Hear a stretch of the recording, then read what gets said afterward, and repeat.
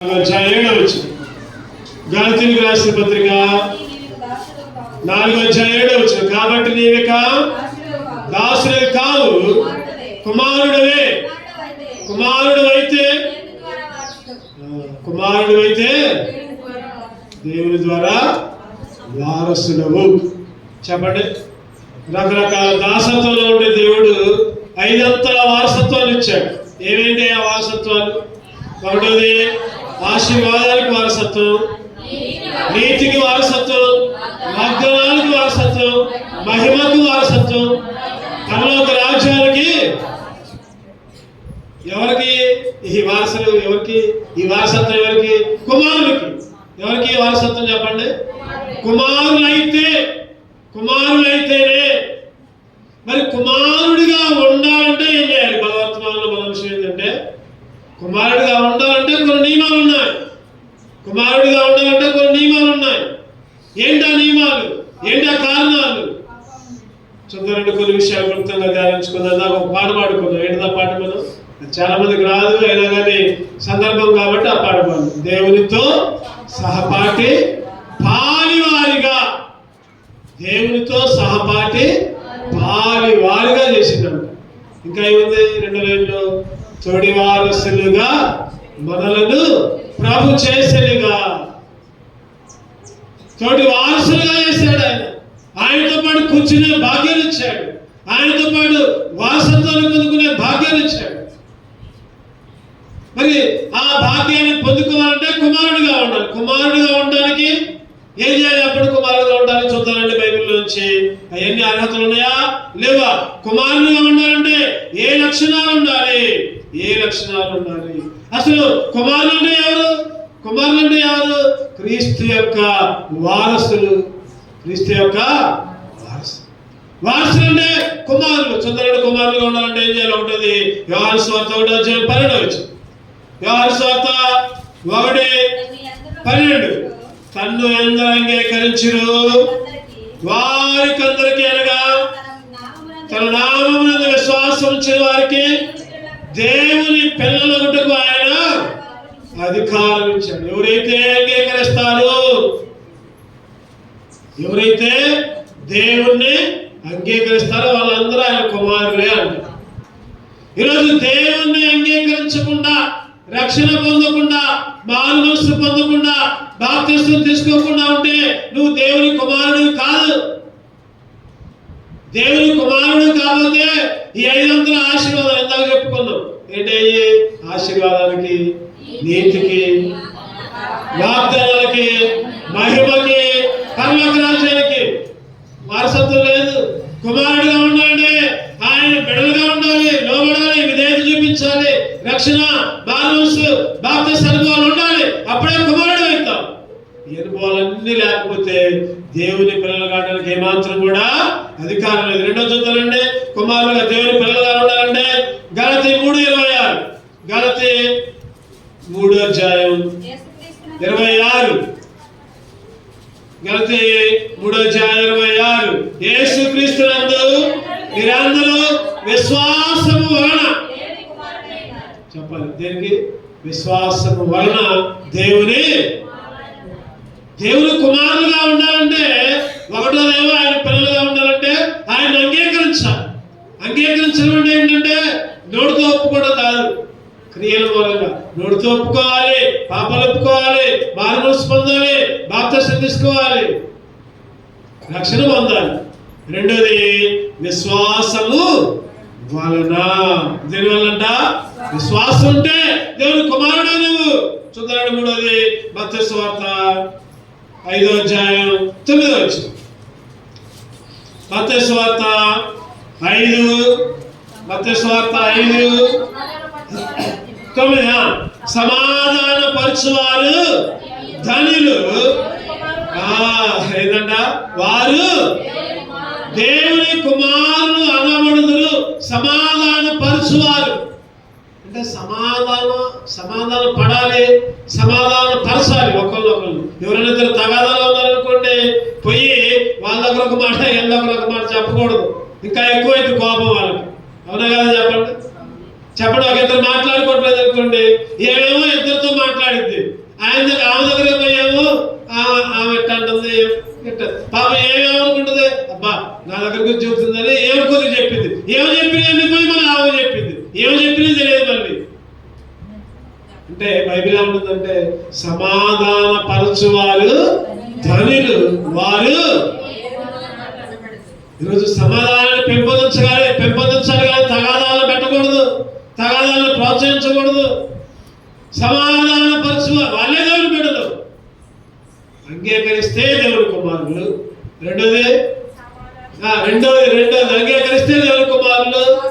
రెండోది విశ్వాసం వల్ల దేవుని కుమారులు. మూడోది సమాధాన పరచువారు ధన్యులు, వారి దేవుని. నాలుగు చూద్దారండి. ఫిలిప్పీయులకు రాసిన పత్రిక 2వ అధ్యాయం. ఫిలిప్పీయులకు రాసిన పత్రిక 2వ అధ్యాయం. ఫిలిప్పీయులకు రాసిన పత్రిక 2వ అధ్యాయం 4వ వచనం 5వ వచనం చదవండి. మీలో ప్రతి వాడును తన సొంత కార్యములు మాత్రమే కాక ఇతరుల కార్యములను కూడా చూడవలను.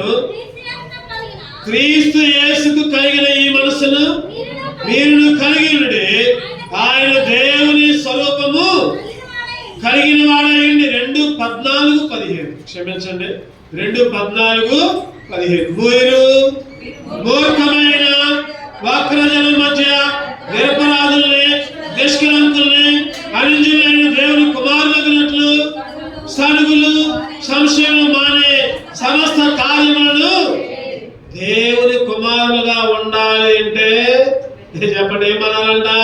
సనుగులు మానాలి, ఇంకా ఏమనాలి? సంశయాలు మానాలి. సనుగులు మానాలి, సంశయాలు మానాలి. ఊరికి సనుక్కుంటా కొనుక్కుంటా ఉంటే దేవుని కుమారులు కాదు నువ్వు.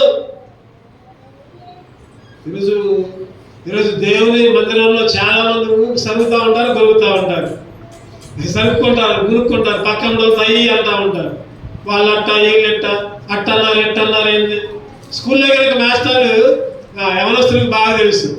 స్కూల్లో కనుక మాస్టర్ పాఠం చేస్తే వెనక నుంచి కామెంట్లు చేస్తారు, చేస్తూ ఉంటారు. పాపం ఆయన బోర్డు మీద చెబుతూ ఉంటే వీళ్ళ వెనక నుంచి సరైన అయితే 4 దాంతలు అనుకుంటే పోలేదని మిగిలిన కొంతమంది అనుకుంటారు. ఈరోజు మందిరాల్లో కూడా సేవకు లేదని అంటే చాలు ఎమ్మంటే కొనుక్కోవడం సరుక్కోవడం. దేవుని కుమారుడిగా ఉండాలంటే సనుగులు మానాలంట. ఇంకా చెప్పండి, ఇంకా ఏం చేయాలి చెప్పండి? సంశయాలు. ఊరికి సరుక్కుంటా ఊరికి సంశయాలు పడుతూ ఉంటే, విశ్వాసం లేకపోతే, సమాధానం పరచబడకపోతే, ఇంకా ఇంకా ఇంకా నేను చెప్పింది అర్థం కావట్లేదు. 3 చెప్పా, 4 చెప్పట్లేదు మీరు. సనుక్కోవడం, సంశయాలు మానేయాలి, దేవుని కుమారులు అవుతారు. మూడోది విశ్వాసాన్ని ఉంచితే దేవుని కుమారులు అవుతారు. రెండోది సమాధానం పరచబడితే దేవుని కుమారులు. తర్వాత ఇంకోటి, ఎవరైతే దేవుణ్ణి అంగీకరిస్తారో, ముందు నుంచి వెనకపోతున్నాం కానీ వెనక నుంచి ముందు అయితే చెప్పలేకపోతున్నాం. ఫస్ట్ ఏంటంటే ఎవరైతే దేవుణ్ణి అంగీకరిస్తారో వాళ్ళే దేవుని కుమారు. రెండోది ఏంటంటే విశ్వాసం వల్ల దేవుని కుమారులు. మూడోది ఏంటంటే నోరులు తెరవండి అబ్బాయి, చెప్పండి, నోరులు తెరి చెప్పండి. అందరూ మీరు ఏం తెరవట్లా కూర్చున్నారు, గొంతులు నిలబడాలి. చెప్పు.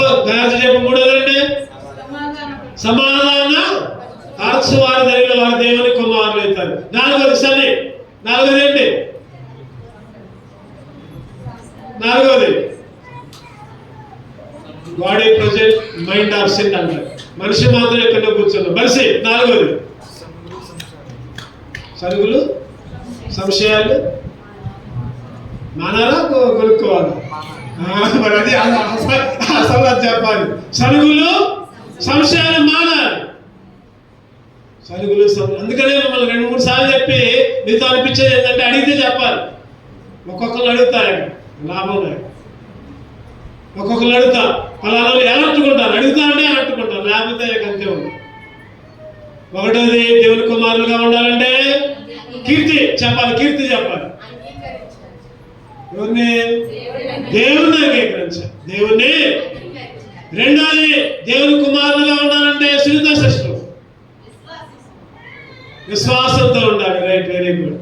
మూడోది దేవుని కుమారులుగా ఉండాలంటే దివ్య శిష్యులు, సమాధానపరచబడాలి. Right, very good. నాలుగోది దేవుని కుమారులుగా ఉండాలంటే మనీ సిస్టమ్, సరుగులు సంశయాలు, అప్పుడే దేవుని కుమారులుగా ఉంటారు. కుమారులు అయితే ఏమొచ్చింది చెప్పండి? కుమారులు అయితే ఏమొచ్చింది? వారసత్వం వచ్చింది. కుమారులు అయితే వారసత్వం అయితే ఏమొచ్చింది? 5 అంతల ఆశీర్వాదాలు. ఇందాక చెప్పుకోండి. వారసత్వంలోకి వస్తే 5 అంతల ఆశీర్వాదాలు. 5 అంతల ఈరోజు 5 అంతల ఆశీర్వాదాలు రావాలంటే వారసులుగా ఉండాలి. వారసులుగా ఉండాలంటే దేవుని కుమారులుగా ఉండాలి. కుమారులుగా ఉండాలంటే మొదటి లక్షణం ఈ 4 కలిగి ఉండాలి. రెండోది చూద్దాం. రెండోది యాకోబు పత్రిక 2వ అధ్యాయం 5వ వచనం. యాకోబు పత్రిక 2వ అధ్యాయం 5వ వచనం. యాకోబు పత్రిక 2వ అధ్యాయం 5వ వచనం. సహోదరులారా ఆలకించుడి, ఈ లోక విషయములో దరిద్రులైన వారిని విశ్వాసముందు భాగ్యవంతులుగాను తను ప్రేమించు వారికి. గుర్తుపెట్టుకోండి, ఎవరినంట? దేవుణ్ణి ప్రేమించే వారికి, దాని వాగ్దానం చేసిన రాజ్యానికి వారసులుగా ఉండటకు. ఎవరైతే దేవుణ్ణి ప్రేమిస్తారో, ఎవరైతే దేవుణ్ణి ప్రేమిస్తారో వాళ్ళకే వారసత్వం, వాళ్ళే కుమారులు, వాళ్ళకే 500 ఆశీర్వాదాలు. కొంతమంది అంటారు నేను దేవుణ్ణి బాగా ప్రేమిస్తానంటారు. నేను దేవుని బాగా ప్రేమిస్తాను కానీ నా పక్కెవడితో నేను మాట్లాడనంటారు. పక్కెవడితో మాట్లాడకపోతే దేవుడితో మాట్లాడినట్టే లెక్క. గుర్తుపెట్టుకోవాలి. నీ పొరుగువాడిని నువ్వు ప్రేమించకపోతే, బైబిల్లో ఉంటుంది ఒక మాట, కనబడే నీ పొరుగువాడినే నువ్వు ప్రేమించకపోతే కనబడని నీ దేవుడిని ఎట్లా ప్రేమిస్తావు? నా ప్రశ్నకి సమాధానం ఏంటి? దేవుణ్ణి ప్రేమించడం అంటే మన పక్కన వాళ్ళందరినీ ప్రేమించాలి. మనకి శత్రువులు అనే వాళ్ళు ఎవరో ఉండకూడదు. వాళ్ళు మన మీద శత్రుత్వం ఉంటే వాళ్ళకు వదిలిపెట్టండి. వాళ్ళు మన మీద పాకుంటే వాళ్ళకు వదిలిపెట్టండి. మనం మాత్రం వాళ్ళ శత్రుత్వంగా ఉన్నా మనం హృదయంలో మాత్రం మంచి స్వభావం కలిగి ఉన్నాం. దేవుణ్ణి ఎట్లా ప్రేమించాలి? ఎట్లా ప్రేమించాలి? బైబిల్ ఒక మాట ఉంటుంది, పూర్ణ పైసా చెప్పుకున్నాం. ఎట్లా? పూర్ణ హృదయంతో, పూర్ణ ఆత్మతో నీ దేవుడిని యెహోవాని ప్రేమించాలని మొదటి ఆజ్ఞ. కొత్త నిబంధనలో 2 ఆజ్ఞలు. ఒకటే దేవుని ప్రేమించాలి, ఒకటేమో పొరుగువారిని ప్రేమించాలి. ఈరోజు దేవుణ్ణి ప్రేమించడం అంటే ఏంటి? ముందు పొరుగువారిని ప్రేమించాలి. రెండవది దేవుణ్ణి ప్రేమించడం అంటే ఏంటి? దేవుని మందిరాన్ని ప్రేమించాలి, దేవుని సన్నిధిని ప్రేమించాలి. దేవుని మందిరాన్ని ప్రేమించాలి, దేవుని సన్నిధిని ప్రేమించాలి, దేవుని వాక్యాన్ని ప్రేమించాలి, పరిశుద్ధ గ్రంథాన్ని ప్రేమించాలి. నేను దేవుణ్ణి ప్రేమిస్తా అని నువ్వు వాక్యం చదువుకోకపోతే ఇంకా ప్రేమించినట్టు అట్లా. నేను దేవుణ్ణి ప్రేమిస్తున్నా అని నువ్వు బైబిలే తీయకపోతే ఒక క్రిస్మస్ అప్పుడు బైబిల్ తెచ్చుకుందంట చర్చికి. క్రిస్మస్ అప్పుడు బైబిల్ తెచ్చుకుందంట. మళ్ళీ అయిపోవాలని గూట్లో పెట్టిందంట. గూట్లో మళ్ళీ క్రిస్మస్ అప్పుడు గుర్తుకొచ్చిందంట బైబిల్ గుర్తుకొచ్చిందంట. బైబిల్ తీసిందంట. బైబిల్ తీసి చర్చికి వస్తా, అయ్యో ఇవాళ సందాలో డబ్బులు లేవే సందా వేయడానికి, అరే డబ్బులని ఖర్చు అయిపోయినాయి పండక్కి, సందా వేయడానికి డబ్బులు లేవే అని అనుకుంటూ వచ్చిందంట. మందిరంలోకి వచ్చి బైబిల్ తీసిందంట. బైబిల్ తీసాకే ఆ బైబిల్లో అంతకుముందు క్రిస్మస్ అప్పుడు ఒక 500 పెట్టుకుంది. అంతకుముందు క్రిస్మస్ అప్పుడు తెచ్చినప్పుడు ఒక 500 పెట్టుకుంది. కొంత సందా వేసింది, మరి 500 పెట్టుకుంది. మర్చిపోయింది పాపం. అనుకుంది కదా, అబ్బా దేవుడు ఎంత మంచోడు, ఈ క్రిస్మస్ బైబిల్ ఇస్తే నాకు 500 కాబట్టి నాకు సందా ఇచ్చిందని చెబుతుందంట. చెప్పండి, చేసిందేమో తప్పు పని, మళ్ళీ దేవుడు మాకు నేను చేసిందని చెప్పండి. దేవుడు అంటే 500 చూపించినాడు సందా ఇట. అంటే నువ్వు సంవత్సరం దాకా నువ్వు బైబిల్లో తీయకపోతే, ఈరోజు కొంతమంది సంవత్సరాలు లేరు, కొంతమంది నెలలు లేరు, కొంతమంది రోజులు లేరు. ప్రతిరోజు రాత్రి చెప్పుకున్నాం కృపమణి సిస్టర్ గృహంలో. చెప్పండి, దివారాత్రము ధ్యానించువాడు ధన్యుడు, అతడు నీటి కాలంలో ఎవరు నాటబడి ఆకు వాడక తన కాలం ముందు ఫలమిచ్చు చెట్టు వలె అతడు చేయలేదంతయు. చక్కటి వర్తమానాన్ని ఇచ్చాడు దేవుడు రాత్రి. అసలు నేనేం ప్రిపేర్ కాదు, కొద్దిసేపే నిన్న సాయంత్రం చూసుకున్నాను. మళ్ళీ ఏ వర్తమానం కూడా ఇవాళ పొద్దున్నే 4ంటికే వేసి కొద్దిగా చూసుకున్నాను నేను. రాత్రి కొద్దిగా చూసుకున్నా, పొద్దున్నే చూసుకున్నా. అసలు అవుట్లైన్స్ కొన్ని గుర్తున్నాయి, దాని ప్రకారం చూసుకుంటే దేవుడు వర్తమానాన్ని ఇచ్చాడు. నువ్వు ఫలించాలంటే చెప్పండి ఏం చేయాలి? నువ్వు ఫలించాలంటే ఏం చేయాలి? దివారాత్రము ధ్యానించాలి. చెప్పండి, 7 చెప్పుకుందాం మనం. 7 5 చెప్పుకుంది రాత్రి వచ్చిన వాళ్ళు గుర్తుంచుకొని చెప్పండి ఎవరన్నా. ఒకటోది దివారాత్రము దాన్ని ధ్యానించాలి. రెండోది లోతైన అనుభవం, లోతైన వాక్యంలోకి అనుభవంలోకి రావాలి, లోతైన అనుభవంలోకి రావాలి. మూడోది మారు మనసుకి తగిన ఫలాలు. మూడోది మారు మనసుకి తగిన ఫలాలు ఫలించాలి. 4వ చెప్పండి నేను చెప్పాలి. ఇంకా వాక్యాన్ని గ్రహించాలి, వాక్యాన్ని. 5వ చెప్పండి వాక్యాన్ని అంగీకరించాలి. 6వది ఎట్లా అవలంబించాలి, ఎట్లా? అది ముఖ్యం. ఓపిక కలిగి. 6వ చెప్పండి. 7వ చెప్పండి. 7వది పనికిరాని తీగలు. అప్పుడు నువ్వు ఫలిస్తావు. అప్పుడు నువ్వు చేసేది సఫలమైంది. చాలా మంది అనుకుంటారు నేను చేసే ఏ పని కదలట్లా, ఏ పని కలిసి రాట్లా, అది కలిసి రాట్లా, ఇది కలిసి రాట్లా, నాకు అన్ని నష్టాలే వస్తాయి. ఈ 700 అనుభవంలోకి రాట్లా, నువ్వు పనికిరాని తీసేట్లా, నువ్వు మారు మనసుకి తగిన ఫలం ఫలించట్లా. మనమేమో దేవుణ్ణి ఏమడుగుతున్నాం? దేవుడేమో మనం ఫలించాలని కోరుకుంటుంటే, మనమేమో దేవుణ్ణి వరాలు కావాలనుకుంటున్నాం. దేవుడేమో ఫలాలు కోరుకుంటున్నాడు, మనమేమో వరాలు కోరుకుంటున్నాం. నాకు అది ఉంటే చాలు, నాకు ఇది ఉంటే చాలు, నాకు మేలు చెప్తే బాగు, నా పిల్లగానికి మంచి చదువులు వస్తే బాగు, పిల్లగానికి ఉద్యోగాలు వస్తే బాగు, నా పిల్లలకి పెళ్లిళ్ళు అయితే బాగు, నాకు మొత్తం ఆస్తి లప్పకలప్ప వస్తే బాగు, నేను మాత్రం సోమవారంలాగా 7 దాకా పండుకోవాలి. మనం చేసే ఎట్టా ఉంటాయి. దేవుడేమో మనల్ని ఫలించాలని కోరుకుంటున్నాడు. దేవుణ్ణి ప్రేమించడం అనే టాపిక్ ఏమి వచ్చింది? దేవుణ్ణి ప్రేమించడం అంటే దేవుని వాక్యాన్ని ప్రేమించాలి, దేవుని మందిరాన్ని ప్రేమించాలి, దేవుని స్థలాన్ని ప్రేమించాలి, పరిశుద్ధ గ్రంథాన్ని ప్రేమించాలి. అప్పుడే దేవుణ్ణి ప్రేమించినట్టు. రెండవ అనుభవం.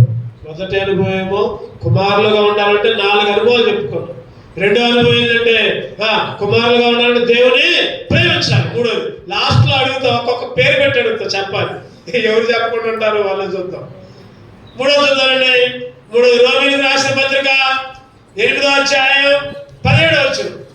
రోమీయులకు రాసిన పత్రిక 8:17. మనము పిల్లలమైతే వారసులము, అనగా దేవుని వారసులము, క్రీస్తుతో కూడా మహిమ పొందుటకు ఆయనతో శ్రమ పడినలా. చెప్పండి ఏం చేయాలి? చెప్పండి. క్రీస్తుతో శ్రమ పడాలి. క్రీస్తు శ్రమలో మనం కూడా పాలుపంపులు కలిగి ఉండాలి. ఆయన మన కొరకు ఎన్నో శ్రమలు పొందాడు. చిన్న శ్రమ వస్తేనే తట్టుకోలేకపోతున్నాం. చిన్న శ్రమకే, చిన్న ఇబ్బందికే, చిన్న కష్టాలకే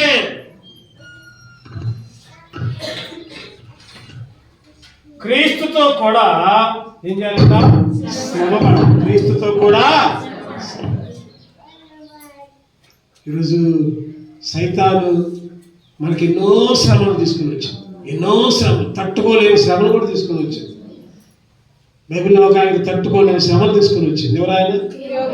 యోబు గారు. ఎన్నో శ్రమలు, ఒక పక్క అది, ఒక పక్క ఇది, ఒక పక్క అది, ఒక పక్క చుట్టూ దాడి చేసింది సైతం. చుట్టూ దాడి చేసిన యోబు కుంగిపోవాలి. అయినా కానీ శరీరం మీదనే దాడి చేసింది. అయినా కానీ ఏమాత్రం వెనకది, ఏమాత్రం. అట్లా నీకు ఎన్ని శ్రమలు వచ్చినా, ఎన్ని కష్టాలు వచ్చినా, ఎన్ని ఇబ్బందులు వచ్చినా కృంగిపోకూడదు. దేవా ఈ శ్రమ ఇచ్చావయ్యా, నీ చిత్తమైతే తీసే, లేకపోతే ఎట్లా ఉంచు. ఆదిలో శ్రమల్లోకి రావాలి మనం. అప్పుడే దేవుని పిల్లలు, అప్పుడే దేవుని పిల్లలు. శ్రమల్లో కూడా క్రీస్తుతుంటే వారసులుగా ఉండాలి. 1 Petrus 1:10 చదువుతారండి. 1 Petrus 1:10. మీరు ఆయనను చూడకపోయినను ఆయన ప్రేమించుచున్నారు. కన్నులారా చూడకయే 1 Petrus 1:10 మీకు కలుగు ఆ కృపను గూర్చి ప్రవచించిన ప్రవక్తలు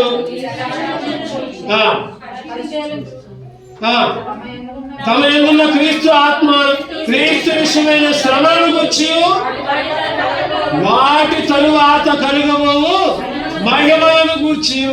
క్రీస్తు తర్వాత శ్రమ తర్వాత ఏముంది చెప్పండి? శ్రమ తర్వాత ఏముంది?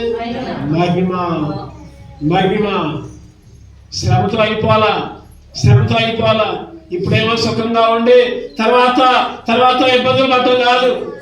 క్రైస్తవం అంటే ఇప్పుడేమో మేలు పొందుకొని తర్వాత ఇబ్బందులు పట్టడం కాదు.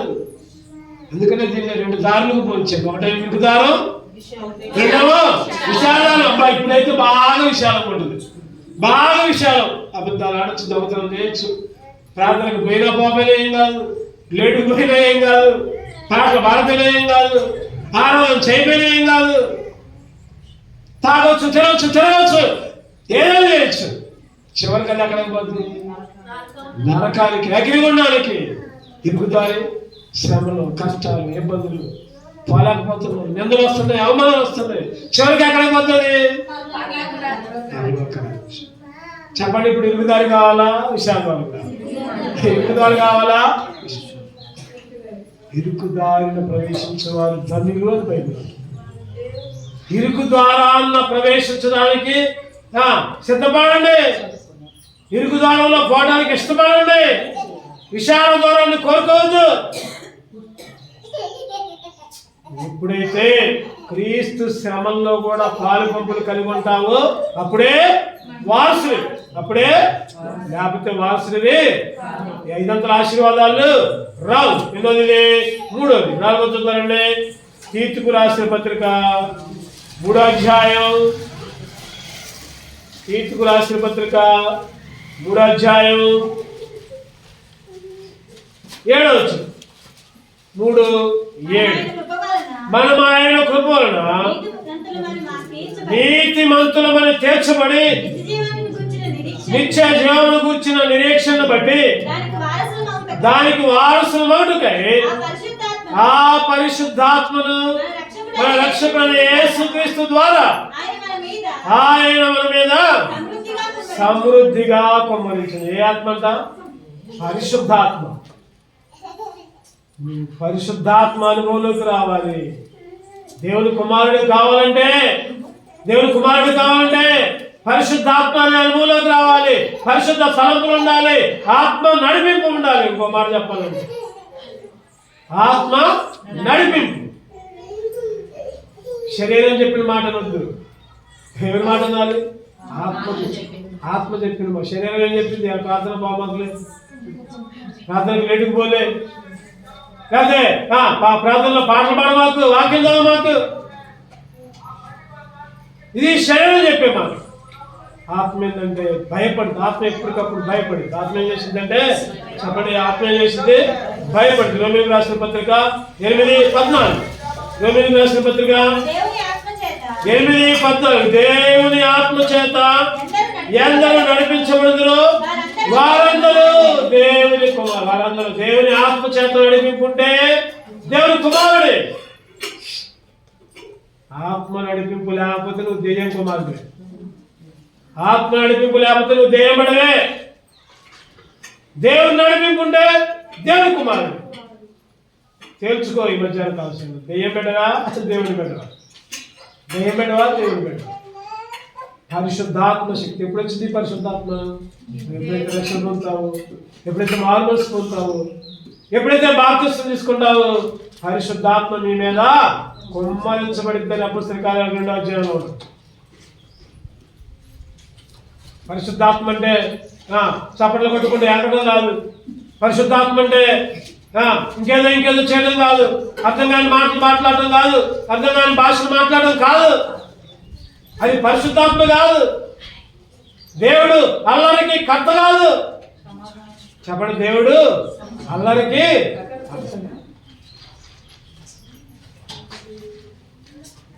ఈరోజు కొన్ని మందిరాల్లో, కొన్ని మీటింగ్స్లో అందరూ వస్తున్నారు, కొత్త వాళ్ళు అందరూ వస్తున్నారు.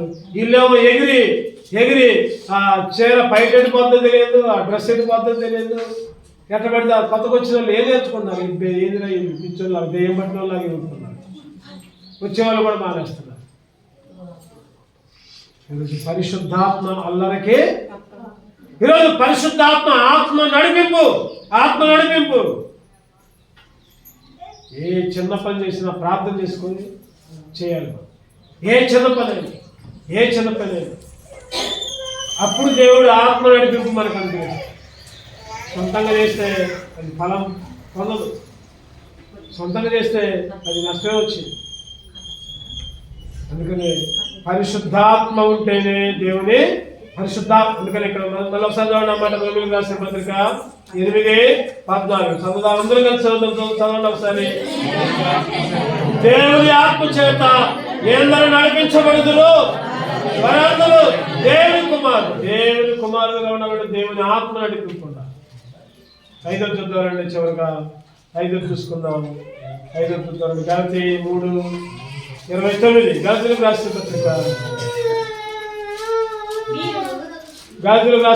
3:29 మీరు క్రీస్తు సంబంధులైతే ఆ పక్షమందు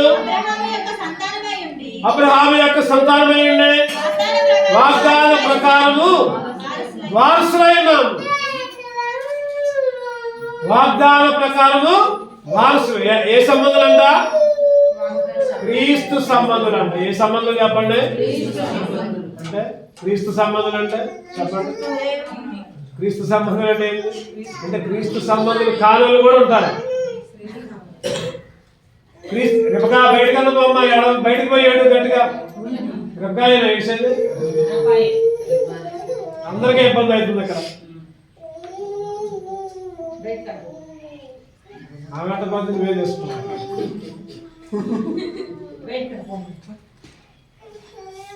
ఈరోజు క్రీస్తు సంబంధులు అయితే అంటే క్రీస్తు సంబంధులు కానులు చాలా మంది ఉన్నారు. రక్షణ పొందారు, మానవస్ పొందారు, బాప్తిస్మం తీసుకున్నారు. అయినా కానీ క్రీస్తుకి లోబడు, దేవునికి లోబడు. వాళ్ళని క్రీస్తు సంబంధులు అంటారు. క్రీస్తు సంబంధులైతే సరమల్లమాట. మీరు క్రీస్తు సంబంధులైతే ఆ పక్షం ముందు అబ్రహాము యొక్క సంతానమై ఉండి వాగ్దాన ప్రకారం క్రీస్తు సంబంధం అయితే ఎట్లా ఉంటారంటే అది కూడా రాత్రి చెప్పుకోను. 3 మాటలు చెప్పుకోను. క్రీస్తు సంబంధం ఎట్లా ఉంటారు చెప్పండి. 3 ఎవరు చెప్తారు చూద్దాం. టక్కన క్రీస్తు సంబంధులు ఎట్లా ఉంటారు? దుష్టుల మార్గమున దుష్టుల ఆలోచన చొప్పున నడవక, కాపుల మార్గమున నిలవక, అపహాసకులు కూర్చుని చోటు నడవద్దు, గెలవద్దు, కూర్చో. చెప్పమాకండి, మేము చేసేయాయి. దేవుడు హెచ్చరిస్తున్నాడు. నువ్వు అట్లా చేస్తే క్రీస్తు సంబంధి కాదు. నువ్వు అట్లా చేస్తే దుష్టుల ఆలోచనలు. మీరు పనిచేసేటప్పుడు దేవుని బిడ్డల ఆలోచన తీసుకో. దేవుని బిడ్డల సొంత ఆలోచనలు, కుల ఆలోచనలు, మత ఆలోచనలు, పెద్దల ఆలోచనలు అయ్యదు. సేవకుల ఆలోచన తీసుకో, విశ్వాసుల ఆలోచన చేసుకో. దుష్టుల ఆలోచన వద్దు. ఇంకా రెండోదంటే పాపుల మార్గాన నిలవక. పాపుల మార్గం, పాపులు పోయేదారి. అందరూ పోతున్నారు, నేను కూడా పోతే ఏమైందిలే. ఇక మా వాళ్ళందరూ పోతున్నారు, మా ఇంటి వాళ్ళందరూ, ఇక మా కుల వాళ్ళందరూ పోతున్నారు, నేను చెప్తే ఏమైంది? వద్దాలి. దేవుని పడే కావు నువ్వు. మూడోది అపహాసకులు కూర్చున్న చోటు. వాళ్ళ దగ్గర కూర్చుంటే నువ్వు కూడా అపహాసకులు. అపహాసకుడు నువ్వు కూడా. వాళ్ళందరూ దేవుని బిడ్డలు ఎక్కడిస్తున్నారు. దేవుడిని అవమానం చేస్తున్నారు, దేవునికి ఎన్నో మాట్లాడుతున్నారు. దేవుని బిడ్డల్ని అడిగిన దగ్గర పోయి నువ్వు కూడా అంతేలే, ఏమంతేలే. ఎవరి గురించి? విశ్వాసం గురించే అనితో చెప్పడం. ఈరోజు దేవుడు హెచ్చరిస్తాను, అట్లా చేస్తే నువ్వు క్రీస్తు సంబంధమే కాదు. ఎంత పట్టుకున్నాలో అంత పట్టుకోవాలి. నువ్వు చర్చికి వస్తున్నావు, మందిరంలోకి వస్తున్నావు, అందరి గురించి నీకు తెలుసు, ఎవరి విశ్వాసం అంటే నీకు తెలుసు. బయటికి పోయి ఒక వాళ్ళెట్ట ఆమెట్ట ఏనెట్ట దేవుణ్ణి ఎరగని వాళ్ళ దగ్గర పోయి, దేవుని విలువ తెలియని వాళ్ళ దగ్గర పోయి నువ్వు సంఘ విషయాలు, మందిర విషయాలు, కుటుంబ విషయాలు చెప్పుకుంటే ఏం బాగుంటుంది? అది క్రీస్తు సంబంధివా లోక సంబంధివా? దేవుని కుమారుడు అయితే చెప్పండి, దేవుని కుమారుడు అయితే ఏం కావాలంట? క్రీస్తు సంబంధమే కాదు. క్రీస్తు సంబంధం అయితేనే దేవుని, నేనన్నక్కర్లా, ఇంకెవరన్నక్కర్లా, మీకు మీరే సాక్షి. పౌలు గారు అంటారు కొరింథీయులకు రాసుకుంటూ చక్కటి మాట అంటారు. చూద్దారండి, ఎన్నో మాట అంటే చక్కటి మాట అంటారు. పొద్దునే చూసింది అది. 1 కొరింథీ